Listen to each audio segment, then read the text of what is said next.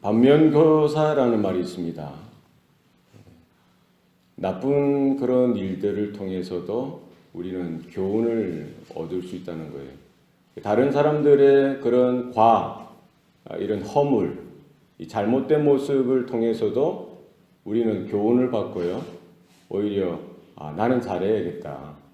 이런 도전을 받을 수가 있다는 겁니다. 우리는 어떤 형편 속에서도 이렇게 깨닫고 교훈을 받을 수 있는 것, 이것이 중요합니다. 잘 되면 잘 되는 대로, 또 안 되면 안 되는 대로, 어떤 형편이든지 우리가 교훈을 받는 것, 또 내가 이렇게 바르게 살고 온전하게 설 수 있는 거기에 하나의 동기를 부여받고요. 또 여러 가지 자극을 받는 것, 이것이 중요합니다. 성경에서도 보면은 하나님께서 늘 옳고 좋은 것, 아름다운 것, 선한 것, 바른 것, 온전한 것만 기록하신 것이 아니라 사람의 죄성, 타락성, 부족하고 연약하고 허물 많은 것들, 또 때로는 잔인하고 때로는 정말 저럴 수도 있냐 할 정도로 어리석은 것들도 있는 그대로 다 기록해 놓으셨습니다. 이것은 뭡니까? 우리의 본질이 뭐냐? 사람이 무엇이냐? 이 사람의 모습을 통해서 우리가 교훈을 받고 도전을 받고 가르침을 받는 것이죠. 성경을 보면은 위대한 이런 하나님의 사람들이 있습니다. 또 하나님의 사람으로 부름받았지만 이런 크고 작은 허물 가운데 돌이킬 수 없는 그런 이런 실수 가운데 발목이 잡혔던 그런 인물들도 많습니다. 그러나 우리는 그런 모습을 통해서도 우리 하나님의 교훈을 받고요, 또 하나님의 가르침을 받는 그런 일들이 우리 가운데 있어야 합니다. 그래서 우리가 옳은 것을 보고 바른 모습을 보고도 교훈을 받지만 이런 실패들, 어려움들, 또 왜 그들이 고난을 당하고 환난을 당하는지, 그들의 죄성들, 타락성들, 반복되어지는 그런 실수들을 통해서도 우리는 인생이 뭐냐, 또 우리 사람이 무엇이냐, 또 우리가 어떻게 살아가야 하는지, 우리가 어떻게 서야 하는지에 대한 그런 교훈을 받을 수가 있는 것입니다. 우리가 사사기 내용을 보면은 꼭 우리들 그런 신앙인들의 평범한 우리 신앙인들의 삶을 우리가 볼 수 있는 것 같습니다. 우리 인생들이 그렇다는 거예요. 우리가 은혜를 받고 또 하나님의 특별한 여러 가지 좋은 것들을 받았다고 해도 늘 이렇게 하나님 앞에 선하고 바르고 정직하고 또 이렇게 바로 서서 살아갈 수도 있겠지만 늘 그렇지 못하다라는 것이죠. 그런 일들 속에서도 시간이 지나니까 마음이 식어지고 또 하나님의 은혜가 잊혀지고 또 하나님 앞에 바르지 못한 그런 죄된 모습도 이렇게 나타나게 되어지고 또 그렇게 살다가 또 하나님이 이 인생 채찍과 인생 막대기로 때리실 때에 또 이렇게 생각하게 되고 깨닫게 되고 또 말씀을 들을 수 있는 또 기회가 주어져서 다시 회개하고 돌이키는 것, 이런 것들이 사실은 이 사사기 내용이죠. 하나님 앞에 순종할 때에는, 하나님 앞에 복종할 때에는, 하나님과의 관계가 좋을 때에는 무엇입니까? 하나님이 은혜도 주시고 하나님이 복을 주십니다.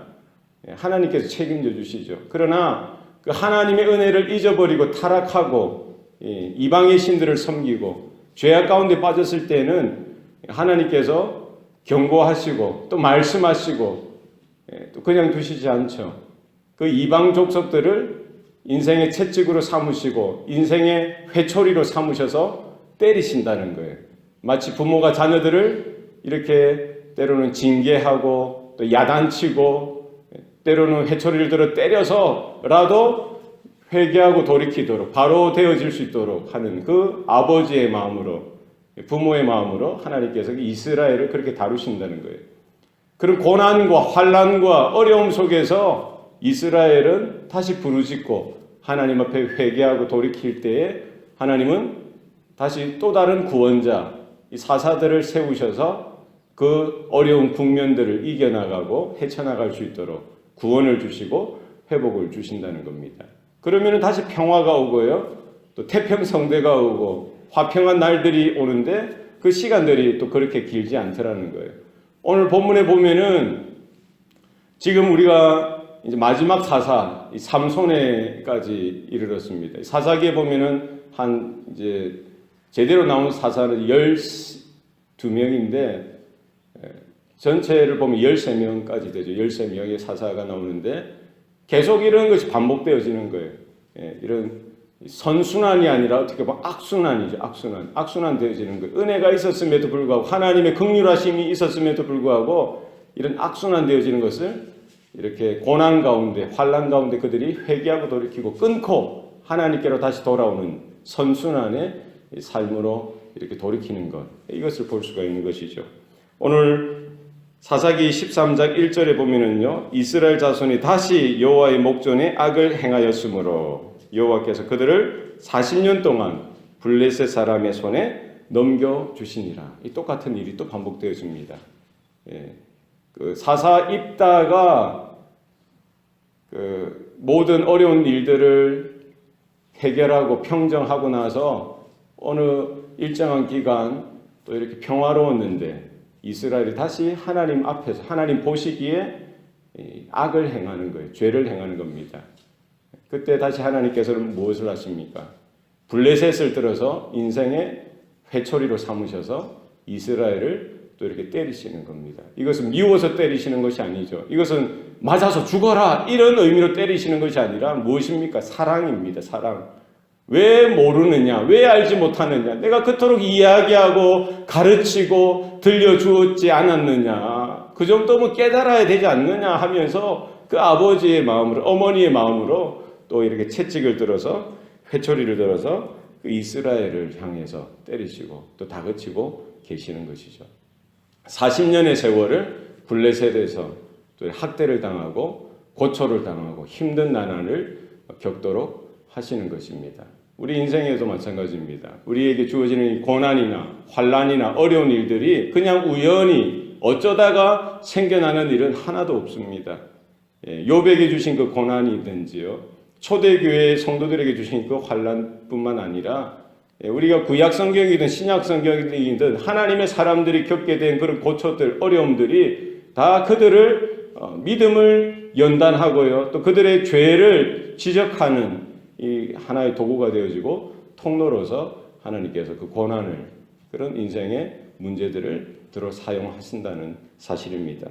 우리의 삶 가운데에도 이런 것들을 바로 바라보고 내가 하나님 앞에서 어떤 모습인지, 어떤 영적으로 어떤 상태인지를 우리가 들을 수 있는 귀가 열려지시기를 바랍니다.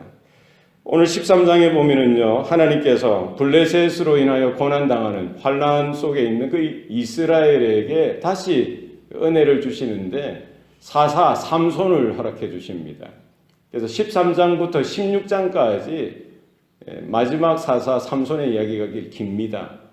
삼손은 태어나기 전부터 아주 특별한 하나님의 계시로 준비되어졌다가 하나님의 특별한 비상한 은혜 가운데 이렇게 출생하고요, 또 비상한 능력을 받았고 또 하나님의 남다른 그 은혜 가운데 준비되어졌던 사람이었습니다만 그러나 그는 그렇게 살지는 못했어요.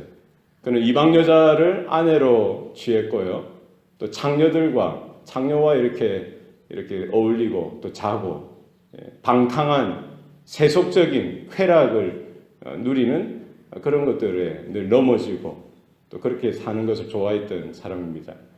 때로는 하나님의 영이 임해서요, 놀라운 일들을 행했죠. 하나님의 놀라운 일들을 행했지만 사실은 그게 다가 아니었는데 뭡니까? 그가 절제하지 못하고 하나님의 뜻을 따라 순종하지 못하고 복종하지 못하는 삶을 통해서 이름답게 하나님의 능력 가운데 붙들려 쓰임받지 못하는 그런 비운의 사사, 비운의 주인공이 되었던 것입니다. 마지막에 눈이 다 뽑히고요, 짐승처럼 맷돌을 돌리면서 조롱당하고 이러다가 마지막 이제 그 신전에서 기둥을 무너뜨리면서 그 원수들을 죽이긴 했지만 정말 제대로 살지 못했던 것입니다. 이것이 오늘 저와 여러분 하나님의 은혜로 예수의 피값으로 구원받은 우리들이 정말 어떻게 살아야 하는지, 우리가 큰 하나님의 구원의 영적인 유산을 하나님 나라의 엄청난 그런 기업으로서 우리가 초청받았음에도 불구하고 우리가 제대로 살고 있느냐, 이것을 우리는 우리 자신을 돌아볼 수 있어야 합니다. 삼손에게 있어서 무엇이 문제였냐는 것이죠. 하나님의 은혜가 부족했냐, 하나님의 능력이 부족했냐, 하나님의 특별히 붙들어 주시는 그 권능이 부족했냐, 그런 것이 아니었더라는 거예요. 우리가 구해야 될 것은 무엇입니까? 삼손이 구했어야만 했던, 지켰어야만 했던 것이 무엇이냐는 것이죠. 우리는 뭐 어떤 큰 능력을 받고요, 큰 은혜를 받고 하나님의 놀라운 뭐 신비한 어떤 능력을 받으면은 목회도 잘 될 것 같고 또 신앙생활도 신나고 잘 될 것 같지만, 하나님이 보실 때는 그것이 아니라 무엇이 중요하다는 겁니까? 처음 삼손을 계시하셨던 그 하나님께서 말씀해 주셨던 그게 뭡니까? 나실인으로 그가 태어난 것입니다. 나실인. 하나님께 드려진 자로서, 거룩한 자로, 정결한 자로 그는 그의 삶을 하나님께만 드리고 하나님께만 집중하도록 했던 것이죠. 이 나실인이라는 것은 뭡니까? 자기가 자원해서 나실인이 될 수도 있습니다. 아니면 부모가 원해서 이렇게 나실인으로 하나님께 드릴 수도 있고요. 아니면 하나님께서 계시로 하셔서 태어날 때부터 나실인으로 지정해 주시는 경우가 있었던 것이죠.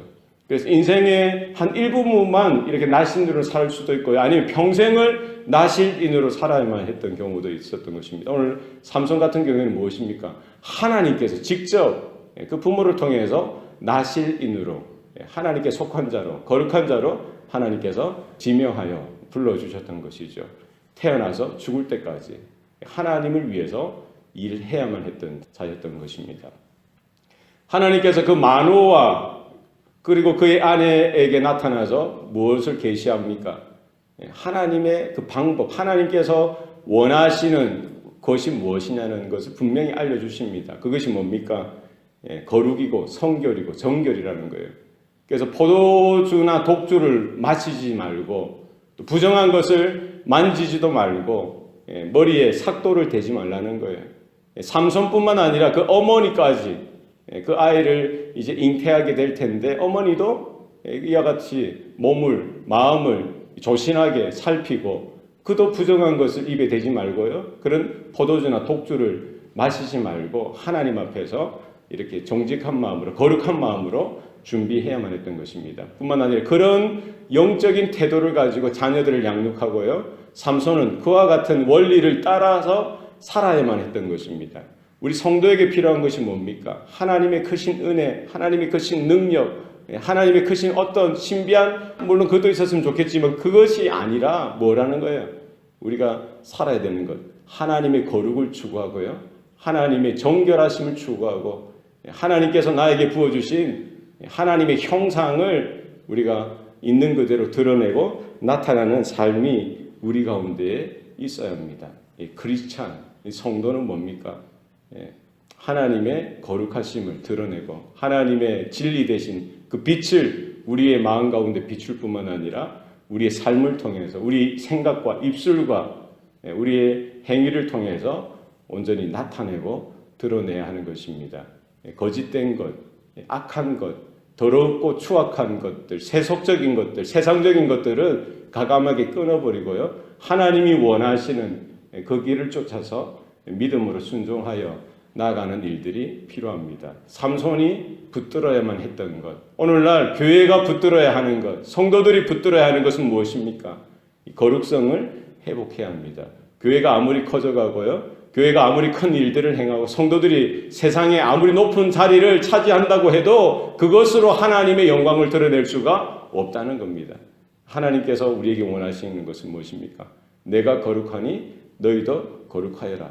이 거룩하신 가운데, 거룩성 가운데 하나님의 영광이 나타나고요, 하나님의 능력이 나타나고 하나님의 부르시는 뜻을 우리가 능히 감당하게 되는 줄로 믿습니다. 이와 같은 은혜가 저와 여러분의 삶 가운데 온전히 나타나기를 바랍니다. 나는 어떠한가? 나는 하나님의 크신 은혜를, 하나님의 크신 능력을 삼손처럼 받았을진데 어떻게 살고 있는지 우리 자신을 돌아보면서 우리가 다시 한번 하나님의 그 은혜 가운데 낮아지고 겸손해져서 하나님, 내가 변화되어지길 원합니다. 내가 새로워지길 원합니다. 내가 회개하고 돌이키길 원합니다. 내 안에 이런 탐심들, 욕심들, 내 안에 끌어오르는 이런 정욕들, 죄된 모습들 과감하게 끊어버리고 세상을 사랑했던 것, 돈을 사랑했던 것, 성공을 꿈꿨던 것들 하나님 앞에서 다시 한 번 더 내려놓고 정직하게 내가 하나님이 원하시는 그 뜻, 그 기쁨을 쫓아서 내가 온전하게 다듬어지고 준비되어지고 쓰임받는 인생 되기를 원합니다. 이와 같은 고백이 이 아침에 저와 여러분 가운데 다시 한 번 더 회복이 되어지기를 소원합니다. 기도하시겠습니다. 살아계신 아버지 하나님, 오늘도 우리에게 은혜를 주시니 감사합니다. 우리의 인생길 가운데 우리가 어떻게 살아야 하는지, 어떤 모습으로 서야 하는지, 내 나름대로의 생각과 또 내 나름대로의 결심과 또 내 나름대로의 마음을 가지고 사는 것이 아니라 하나님께서 무엇을 원하시는지, 하나님께서 무엇을 기뻐하시는지, 하나님께서 무엇을 뜻하시는지 그것을 바라보고 그것을 듣고 또 하나님께서 이끄시는 대로 살아드리는 우리 모든 성도들의 삶이 되게 하여 주시옵소서. 이 땅에 많은 성도들이 삼손처럼 그와 같이 세상과 적당히 타협하고 오히려 더 세상을 사랑하고 세상의 쾌락과 즐거움에 또 포로가 되어서 또 하나님의 소명과 하나님의 사명을 따라서 살지 못하는 그런 성도들로 우리가 있지는 않습니까? 하나님, 우리 교회와 우리 성도들 또 우리 자신들을 바라보며 돌아보며 우리 다시 한 번 더 회개하고 돌이켜서 세상의 어떤 능력이나 권세가 아니라 하나님이 주신, 하나님이 허락하신 그 거룩하심을 우리 안에 다시 한 번 더 회복을 얻게 하여 주시고 정결한 모습으로 또 깨끗한 모습으로 하나님의 영광을 담고 하나님의 뜻을 담아내며 하나님의 진리의 빛을 온전히 담아내고 또 온전히 전할 수 있도록 우리의 마음과 우리의 삶을 주장하여 주시옵소서. 이 기회를 통하여 또 우리 성도들을 통하여 그들이 걸어가고 살아가는 모든 삶의 자리 가운데에 좀 하나님의 진리의 빛을 비추는 하나님 작은 태양으로서 또 온전한 삼손이 될 수 있도록 하나님 도와 주시옵소서. 모든 것 감사드리고 예수님 이름으로 기도합니다. 아멘.